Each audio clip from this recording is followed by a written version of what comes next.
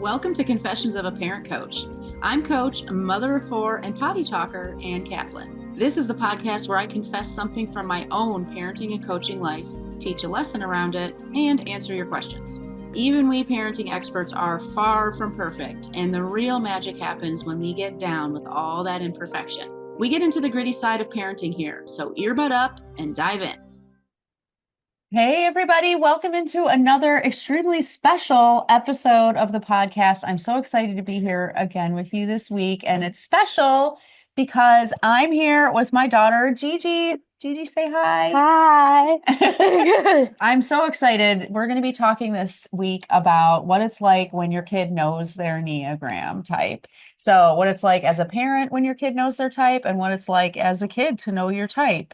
And I can speak for myself and say, I wish I would have known all this stuff when I was a kid, but I don't think that necessarily every kid would feel that way. And I was kind of joking that my confession this week should be that my kids sometimes want to murder me because I never shut up about the Enneagram. Gigi, would you agree? Yeah, just a little bit. A little bit. A little bit. So Gigi, introduce yourself. Tell us who you are a little. I'm Gigi. I'm 16 years old. I'm a sophomore in high school.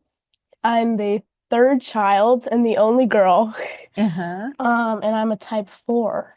That's right. Gigi's an Enneagram Type 4. And hopefully as this podcast episode unfolds, you'll see very clearly how four-ish she is. What do you think? Will you tell everybody when we were joking about like what should my confession be?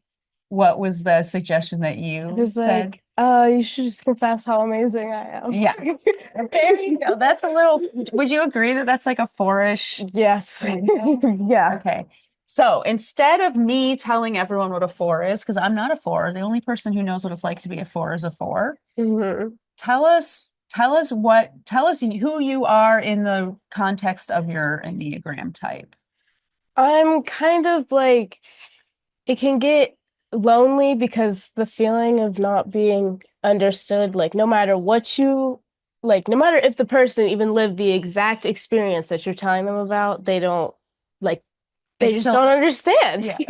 Because It's almost like the mantra is like, you don't get it. yeah, basically that's like runs in my head all the time. Uh-huh. Um, so it gets a bit lonely. And Okay. What would you say is like the most important thing to you? about my type, Mm-hmm.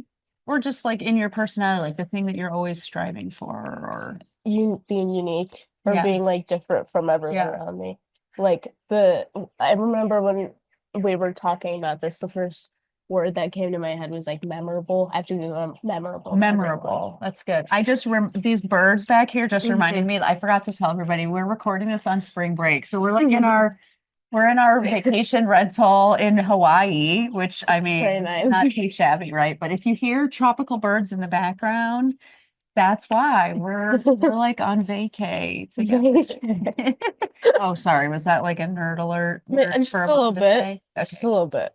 Sorry, just a little bit. Just a little. Yeah, so memorable. Can you say more about that? Because I think that's a really, really big piece of the four puzzle. Yeah, so it's like we could have just met only one time, and I would want you to remember, like, wow, that person, I've never met anyone like them before. Mhm. They're just like, they're different from everyone ever. Yeah. And so like being memorable, you just never forget me because Because you stand I out. stand out. Yeah.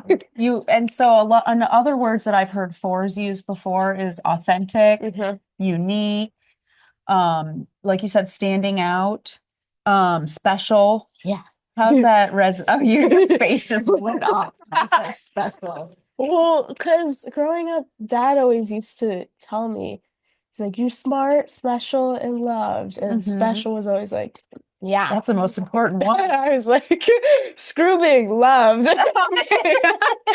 It's not being loved or being smart. Special. Where it's at. Special is why I'm loved, and I am special because I'm smart. Okay, You so get see it? that? You get it? You are doing such a great job of just kind of peeling back the layers of the onion of the four. Yeah. I'm loved because I'm special. And so what would happen if you weren't special? What if you were like generic? I would be like I'd fade into the background and Mm-hmm. I wouldn't have any impact on anyone around me or my life or Yeah. profession or society. Yeah. Like being I just feel special like, is your way of like fulfilling your purpose on earth almost. yeah, Is that accurate? basically, like if I don't stand out, then what am me? Right. What am I? Yeah. How can you be an individual if you are like Not everybody else? individual. No, that makes sense. There's another part about the four that I always talk about when I teach the Enneagram that I wonder how you resonate with, which is the way that fours are able to kind of like connect with like the darkness or the shadow side of life, but in a way that's actually like beautiful and almost satisfying. Yeah, so it's I always say that like I feel my emotions at 100%, Hmm 100% of the time. hmm And so when I'm happy, I'm real happy. I'm like in it. But when I'm like upset or like something is off even just a hmm little bit, I like sink. Yeah, But it's for a really short amount of time. right. But it's really intense. And that I am appreciative of it because a lot of people that I talk to, I like the term bottling up your emotions has never resonated with me. That's Yeah. impossible for me. Like I'm like when I introduce myself to people and then like they say something and I like cry or something, I'm like, Uh-huh. yeah, I'm a crier, man. I cry all the Oh. time. I'm incapable of like not doing that. Yeah, and It's like I a don't want to foreign put words in concept. your mouth, but how much do you resonate with this idea that's like you don't want to not cry because crying, even though it's sad, it's like it's this is why I love the four. It's like the four is the perfect embodiment of the concept of like bittersweetness. Mhm. Like Yeah. sadness is sad, but it's kind of delicious at the same time. It's like the Yeah. same reason why we watch like sad movies It's kind of or like you like it. I wouldn't go that far. okay. But like you like it in the sense that it's refreshing and like you can feel yourself like because when I'm like sad and like going through it, I'm like, I'm just so mature. I'm I'm feeling it feeling deeply. everything. Or like, this is the real authentic Yeah, stuff of life. exactly. I'm like, wow, Yeah. I'm Yeah. doing it all. Well, but I love that. I really truly love that. And there are a couple of types on the Enneagram that really love to live in the silver linings or just say everything's fine and they Mhm. because, Yeah, no, the shadow side of life is painful. It's yeah. dark, it's uncomfortable, it's unpleasant. But I think that those types have so much beauty to learn from the type four. Yeah. Because like for example, the sevens want they live in the silver lining. They want to experience everything about life, but they want it to be all the good stuff. So they wind up Hmm. kind of like making this sampler platter of Is it like like sugar coating? sugarcoating or just like avoiding, Hmm. anything that's like no fun or no joy Yeah. or hard or painful or whatever. But because of that, their whole goal is to experience everything fully. But because they avoid all of those things, they never really They're experience not everything experiencing fully. everything. Whereas a four is the complete opposite. A four is like, oh, we're gonna feel it. We are Yeah. gonna fucking Which is like strap in because we are gonna feel it to the max.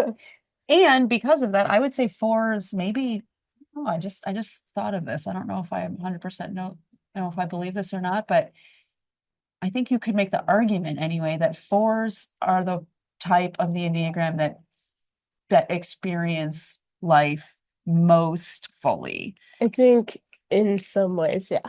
What are ways where you don't agree with I that? think emotionally, yes. Okay. And but like sometimes socially, there's a lot of like since you always want to be different from everyone, you Hmm do everything that is like the opposite of like The the norm. norm Okay. and it drives people away. Like when you are always focused on being different, Huh. people don't want to be around someone that's like always like, oh, well, I'm different. Yeah, you don't get it. So socially, it's a little Yeah. constricting. So I was thinking I want to kind of read the like official description of the four and see what you think about it. Okay, Are you ready? I am so Okay. ready. Okay. The traits of a four are, well, first of all, the four is often called the individualist, which I think really vibes with what you've been saying Yeah. this whole time. The traits of the four are sensitive, introspective, expressive, dramatic, self-absorbed, and temperamental. I don't care for those last two. Yeah, I know. That's a tricky thing when you have to, but remember, They're we're just very talking about true. embracing the darkness. Yeah, So exactly. I there was you like, go. You're like, it is I feel true. called out. It is true. What is that expression? I resemble that. Okay, so the description says fours are self-aware, sensitive, and authentic, longing for depth, meaning, and uniqueness. They cultivate a rich and complex inner life. They're emotionally honest, creative, and personal, but can also be moody and self-conscious. They have a love-hate relationship with being different. Mhm. They can feel vulnerable and defective, as well as superior, disdainful, and exempt from the normal ways of living, leading them to withhold themselves from others. They typically struggle with melancholy, self-indulgence, and self-pity. While their core emotion is shame, it is commonly felt as sadness, loss, or grief. Yeah. Can you say anything? What stuck out to you about that? Um, the love-hate relationship, that's like as much as you want to like stick out, you don't want to stick out too much because you Hmm. still value a social life. So like you kind of, Yeah. I think I definitely like like thrive off of having a social life, but I want to be different enough that people still like Yeah. I'm the first to be invited to things and Yeah. like people remember me. Right. There's a sentence in here that I feel like encapsulates what you're saying. It says they want to fit in without compromising their authenticity. Yeah, exactly. Which like now I'm less on the fitting in side, just like at school I'm more just hanging out with my English teacher. And Yeah. I'm like Yes, Gigi's best friend is I'm her English teacher. yeah, he's pretty cool. So tell me well, first I have two questions for you. The first is like, what was it like to like actually identify and claim your type? Identify and claim. I think honestly talking about it helped me kind of notice things in my own life where I was like, oh, Mhm. I do that. Well, like for example, I know it matters so much to a four to feel seen and understood. hmm So I could imagine that in some ways reading about your type and it being like so spot on is like, oh Yeah. my God, I am known. It's like, see, part of it's like, oh my goodness, this book, since it is me, understands me. Right, But totally. another part is like, wow, I'm not different at all. Oh shoot, that's other people like me. In fact, one Exactly. time, this is a funny story for listeners. So one time, last year I was doing like a bunch of typing sessions with like my kids' friends and all this stuff. And the first typing session where I came away from it and Gigi was like, "What type was she?" And I was like, "Well, I think she was a four." And Gigi was like, that is not okay. I am the only four around here." Not possible.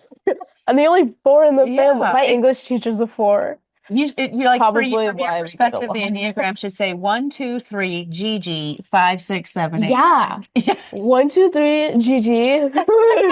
Except Gigi is number one. Oh, exactly.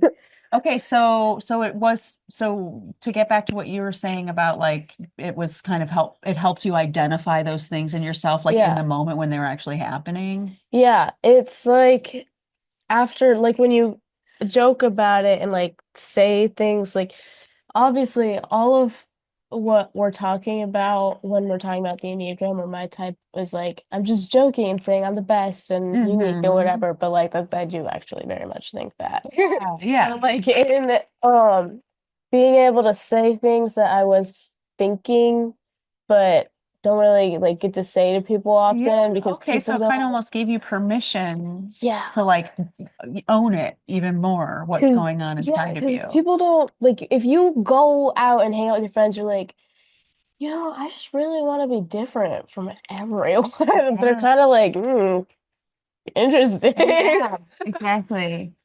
Well, the word that I learned that I know is a super negative way that people talk about that is that being a pick me or something Yeah, like God, that. I get called a pygmy so often. Yeah. I got called a pygmy the other day. I made a new friend and he was like, People warned me not to hang out with you because like they said you were pick me. I was like, oh God, what else is new? Uh-huh. Well, I can imagine that'd be really, really painful. But on the other Yeah. hand, it's not true in the stereotypical sense, but it is true in the sense that you do want to be picked. Yeah. Like you want to I, stand I I out. mean like people call me pick me that used to really, really like just that was the thing that if you said that to me, I was just like done with you so fast. Yeah, It totally. hurt my feelings so much. Yeah. And I think part of it is because that meant that I went under a label that's like a thing that other people are. Right. Sure. You're being put in a box. Yeah. Uh-huh. And in my brain, I am my own box. There's like a Yes. box with the Oh, label here's another Gigi. funny story about that. Even before Gigi knew what her Enneatype was, even before I knew what Gigi's Enneatype was, when you were super young, you learned about genes, like how everybody is made from genes from one parent and genes from the other Uh-huh. parent, and that's how you get all your genes. They don't come from you; they come from your parents. And Gigi completely rejected that idea straight out, and instead, what did Well, you say? I this started later. This started with me and dad. Well, here's what I said.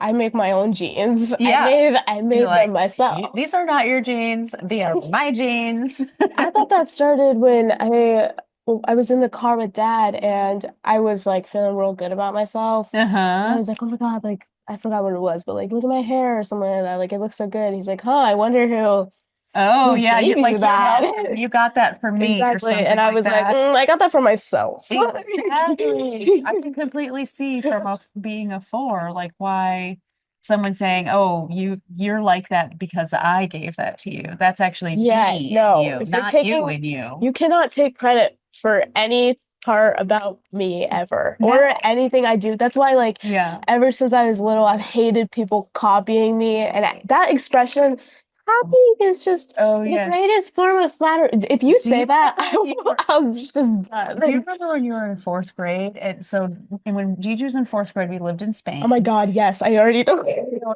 the story I'm going to tell. I think so. We lived in Spain and Gigi went to this like really cool, like free, open, democratic It school was in pretty the awesome. wilderness and stuff like that. But she was the oldest student there. It Mhm. was like a combined classroom with like all of the elementary school kids. Yeah, And which they're was only doing like some five. art project and Gigi's doing it. And I think it involved like the thing where you do salt with I the think watercolors, or something I brought, creative. oh, I remember what it was. I Bubbles? brought my own watercolors, like my super fancy ones. I say Uh-huh. that in quotation marks. They were Uh-huh. very just like average Whatever. But they Michaels. were yours. Yeah, but they were mine, which made them super fancy and expensive. Totally, But I totally. brought them to school for this art project. And then people started asking me to use them. I was like, no, they're mine. That Oh was no, part but of it. But yeah, there then was you more. had your own technique. Oh, it's a splatter painting. Yeah, That's yeah, what yeah, it yeah, was. yeah, yeah. She was doing splatter painting, and the next day or that same day, all the younger kids saw her doing that and they were like, genius, I'm splatter painting now. I Gigi still, lost her ever-loving mind. Just remember literally. that she was a fourth grader at the time. Oh You can't yeah. hold her against her, but she literally like melted down. I It's threw a like everyone was tantrum. stealing her Yes. individuality. Copying isn't a thing. Stealing. That's what it is. Yeah, that It's probably is like what it feels like. That makes a lot of sense. that's why like art is such a big thing for me. Yeah. And sometimes you can see this in my music too, but like Hmm. visual arts, especially even when I was little, like any Hmm. if someone did remotely the same thing as me, I was just like, wow, that person copied me. And then, but the worst thing, I'm gonna get really the worst thing is when someone copies you and then doesn't like say, oh yeah, I saw Gigi do it. Yeah, you didn't But get any I need the credit. credit. Yeah. In me Mhm. copying other people, I could never do that. Yeah. I would never. That's Yeah. Yeah, terrible. because then what do? You're just trying to be Like somebody else if I instead of had being authentic. if I saw someone having an idea and then I was like, oh, that's really good. The first thing that comes to mind still to this day is, oh, okay, I need to find something better than that. Yeah. Okay, let me find something else. So I want to ask you my second question that was on my mind is like, what do you think, or like, how has it been for you for me to know your Enneagram type? I think it's been really beneficial, honestly, for our relationship. Hmm. Like I think before we both, at least before I knew it, it was hard because I had a constant like, God, mom just doesn't get it ever, no matter what you did ever. Like it just wasn't even, you couldn't even comprehend what I'm going through. And then after I think that I mean, I don't want to put words in your mouth, but like after that moment of like when you realized that that was what was going on in my head, I think it was in your brain a lot more when we did have Yeah, like a like I could think conflict or about what you something. needed and what your experience was. Yeah, exactly. I think after you knew, or like you did understand, like you do understand me now. Right. Well, you Not probably all already the did. time because come on now. Yeah, exactly. Well, can I tell you a secret on that one? Hmm. Not a secret, but maybe something you didn't know. So I knew, or first of all, let me like just for some housekeeping. Nobody knows somebody else's type before they know their type, really. Because the way the Enneagram works is like always a self-referencing system. So I could suspect what type you were or feel really confident that I could guess what type you were, but until you confirmed, like, oh yeah, this is That's why we don't know me. skies yet. That's right. We don't know. And I honestly, I don't even actually have You don't even have a. I could eliminate a few types that I'm almost certain he's not, He's but not a 4 because I'm a 4. Sky is 11, just for reference. We still don't know what his type is. He is. But I anyway, know that he's so I not. want to just, I want to say that he better not be if he knows what's good for him. Seriously.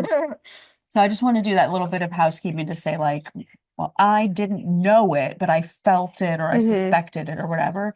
But the reason why I kind of shifted the way I was dealing with you or responding to you when you were in your having a hard time, any of those hard moments, was because I talked to my parent coach who understands the Enneagram, and I told her, like, I'm almost certain that she's a 4.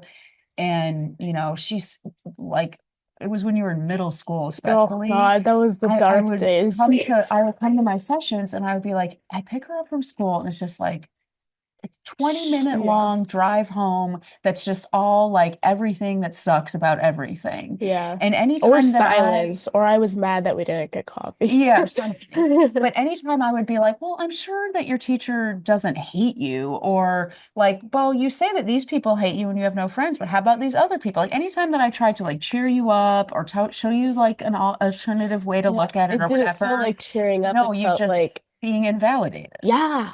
It I was didn't like, understand that. And then I told this story to my Enneagram parent person, and she was like, if she's a 4, you need to shut the F up of every single one of those things that you're saying to your kid. And you need to just say, I hear you, I get it. it didn't, And shut your mouth for everything else. And it yeah. was like it was like Really. game changer. Because it never felt like getting cheered up. It just felt like Right.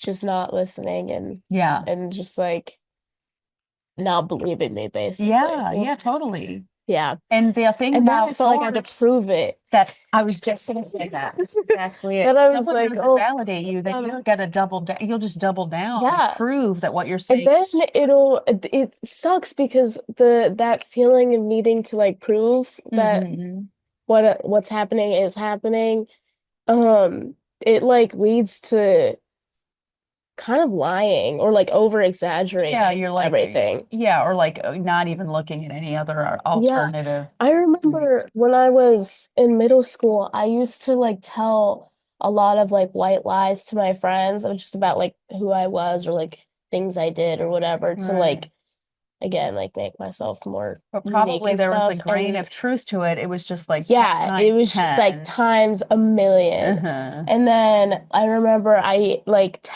felt so eventually like the guilt caught up to me. Guilt is like a big thing. But like after I felt so guilty that I texted all of the people that I had lied to and like told them and all of them were like, what? Well, they They're were like, just what? We're 12. What are we doing? well, it's that, and like I was like having an epiphany and like crying, Yeah, and they're like, I I don't told really everyone, I was like, care. I'm so sorry, everyone. I didn't go skateboarding that one time. Like it was like That's hilarious. And everyone was like, we don't really care. Care.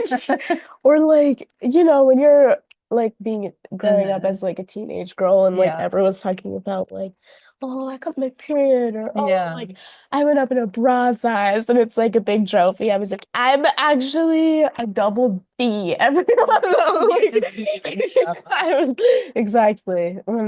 Yeah. So how about, here's another question. Like, how do you think it benefits my parenting that I know my Enneagram type? I think that you can catch like routines that or like habits that show up just in like your personality that might conflict with habits that show up in my personality, if that makes sense. So Hmm. like when I'm in the place of not feeling understood or blah blah blah, and you have something that's like making it like, well, why isn't like I'm telling you Hmm. your solution right now? Hmm. It's like just like not Hmm. mesh. So I think you knowing your own type is helpful Hmm. because then you can see like, I don't know, oh well I'm doing this because Hmm. of something about myself. That makes Yeah, sense. it's about self-awareness. Yeah, I exactly. mean, that's the whole point of the Enneagram. And that's why and I'd love to hear what you think about this, but I tell parents all the time, like, it's not necessary for you to know your kid's Enneagram type for the Enneagram to transform your parenting. Oh, I agree with that. Well, because it's like once you know your type, you know like why things make you so mad or why Yeah. things feed into like give you that little like, oh my goodness, like feeling Hmm. that's very Or like why you from get hung up on certain yeah, yeah, yeah. things. Like I being a four, I have grudges from every like since I was little. I have Hmm. grudges that like from a random person on the streets that is never gonna know my name. Like Yeah, totally. so like once you know your type, you can really like figure out like when people hear like something for me is when someone invites someone else Uh-huh. and I couldn't even like not be friends with the person that was invited. Like they could be their own little duo. But like if someone invites someone else, I immediately am like, why wasn't I thought of? Like my FOMO goes crazy. I'm just Yeah, like, oh my goodness, oh my goodness. And now since I know my type, I can be like, oh, it's because like right. I'm not Yeah. or it feels like I'm not being remembered or thought of and Uh-huh. blah blah blah. Yeah, I'm trying to think of a really succinct example of like myself as a one. Mhm. Oh, okay. This isn't with you, but it happened recently with your older brother. Um, I got really frustrated and super activated because he was making we had plans to come on this trip Oh yeah, with I know. him, Yeah. and he was supposed to come on the trip, but he has lacrosse. And we didn't know what his lacrosse schedule was going to be before we booked the trip, but we knew it was going to be lacrosse season. But he said he didn't care. He wanted to come on the trip Hmm. anyway.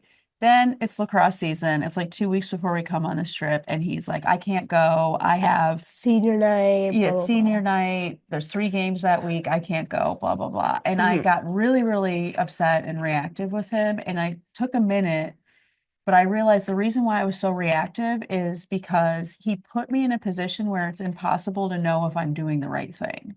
Yeah, you don't like that. No, because I'm a one and doing the right thing is like my most important thing. Like your thing is about standing out, like how you get love is by being Hmm. special. How I get love is by being good.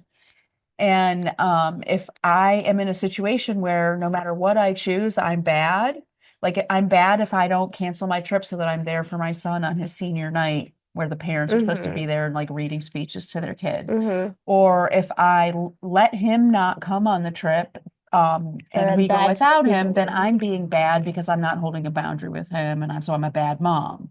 Or if I cancel the trip and we all stay home, I'm being a bad mom because I'm ruining everybody else's vacation just for this Yeah. one kid. It's like no matter what, I'm bad. Did you ever have moments like that of with me in like middle school where you were like, I I don't didn't know what being a good mom meant for you. yeah. Yeah, I do. I think that's probably why I brought it up in that coaching situation, was because I was just, I mean, for a one, anytime we bring something up, it's because we don't know how to be good.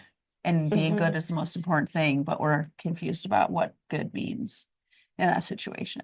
Until we do more and more of our own work and we realize that good is nothing and bad is nothing and right and wrong are nothing and none of that exists. Newsflash. Yeah, but it's hard to very break it hard to for you. a one to realize that, and we slip into our old patterns, even if we consciously realize it. But that's why I think the Enneagram is good for parents, no matter what, even if they never know what their kids' types are, because the Enneagram at its core is about raising your consciousness.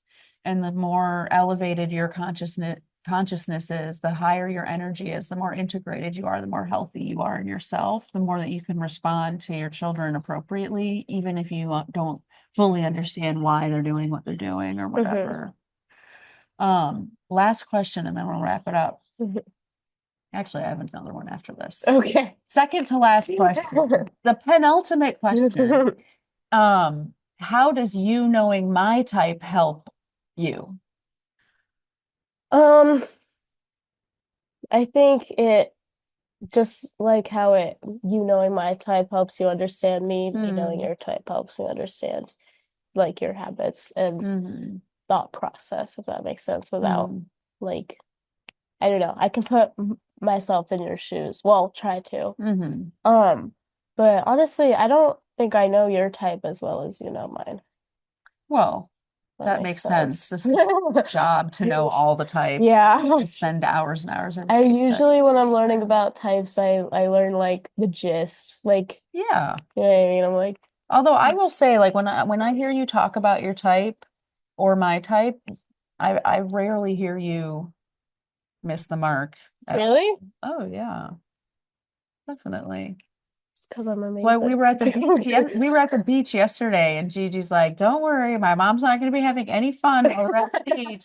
So he's teasing me about my one. I was like, you guys, let's all go have fun by sitting and doing nothing and not playing any games or anything Let's that not is get any grains of technically sand on fun. us.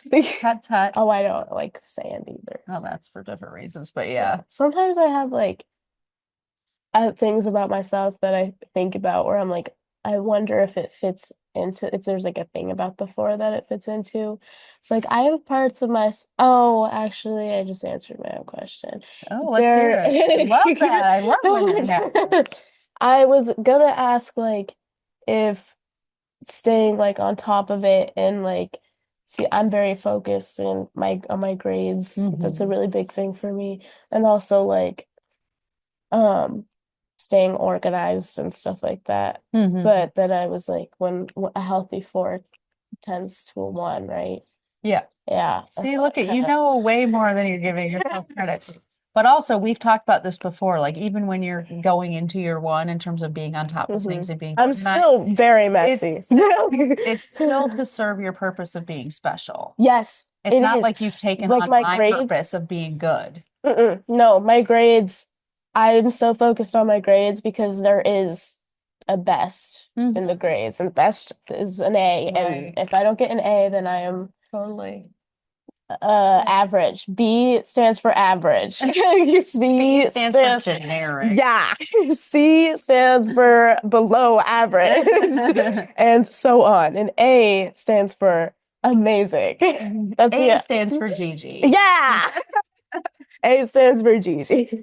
So okay, this is truly the last question for you. It's like, what would you say? Because well, two things. You know that in April, I'm doing this mini workshop called the Living Enneagram. That's all about the Enneagram, not necessarily in parenting. It's really much more about just our own personal work and learning about your type and learning about the Enneagram in general. I'd go to it.